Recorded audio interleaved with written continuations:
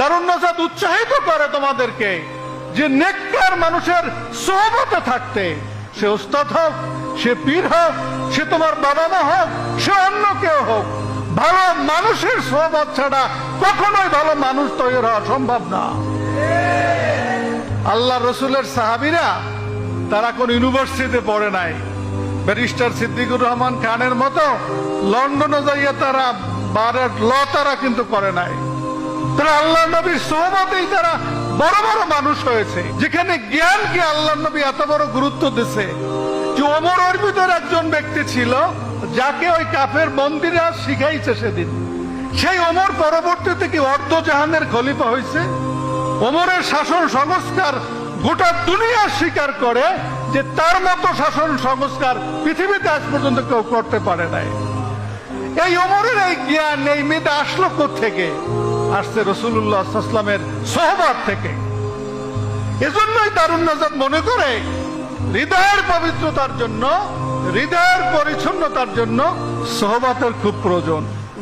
হোক সে ওস্তাদ, হোক সে হক্কানি পীর, হোক সে পিতামাতা, হোক একজন ভালো ছাত্র ভাই, তার সোহবত তোমাকে জীবনে প্রভাবিত করতে পারে, তোমাকে ভালো মানুষ, তোমার হৃদয়ের পরিচ্ছন্ন হওয়ার জন্য সেটা সহযোগিতা লাভ করতে পারে।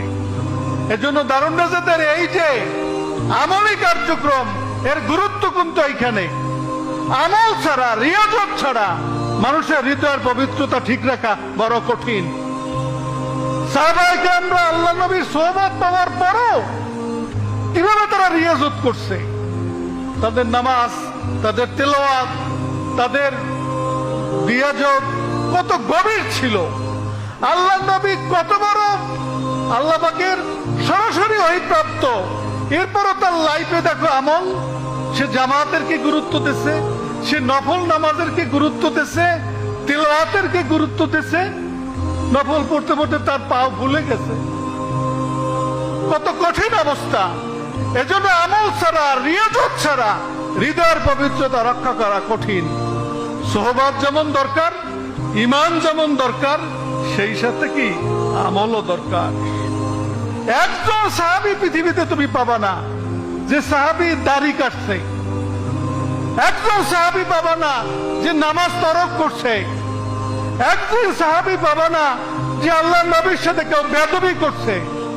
একজন সাহাবীর সাথে আরেকজন সাহাবী বেয়াদবি করছে, একজন সাহাবী আরেকজন সাহাবী সম্পর্কে মিথ্যা কথা বলেছে, একজন সাহাবী তুমি এরকম পাবা না।